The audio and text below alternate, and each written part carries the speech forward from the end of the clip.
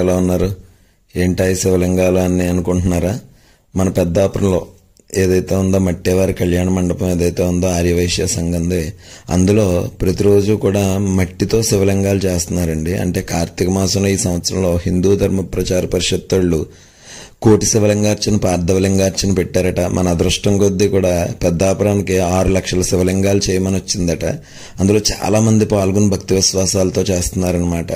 అసలు ఆ శివలింగాలన్నీ కూడా మొత్తం వ్యాపించున్నాయి. ప్రతిరోజు కూడా అక్కడికి భక్తులు వెళ్ళి చేస్తున్నారనమాట. వాళ్ళ అచ్చులు మట్టి అన్ని వాళ్లే ప్రొవైడ్ చేస్తున్నారు. అక్కడికి వెళ్ళిన తర్వాత మొత్తం శివస్వరూపంలాగే కనపడుతుంది అనమాట. అందరూ భగవన్నామంతో ఉచ్చరిస్తున్నారు.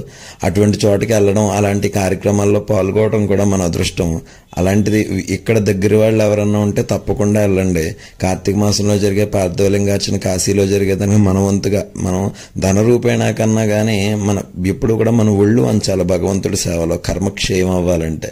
కాబట్టి ఇలాంటి కార్యక్రమాల్లో పాల్గొనడం వల్ల కూడా భగవంతుడి యొక్క విశేషమైన అనుగ్రహం మనందరికీ కలుగుతుంది. శివ సంకల్పం వస్తూ అన్నట్టుగా చక్కగా అందరూ కూడా ఈ యొక్క కార్యక్రమంలో వీలైన వాళ్ళు వెళ్ళండి.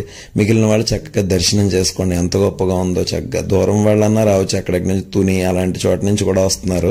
ఈ చుట్టుపక్కల ఉన్న వాళ్ళు ఎవరైనా కూడా తప్పకుండా వెళ్ళండి. ఆ దర్శనము అక్కడ ఉండేటువంటి మనం తెచ్చుకునే పని లేదు, మనం ఏదైనా ఇచ్చేసే పని లేదు.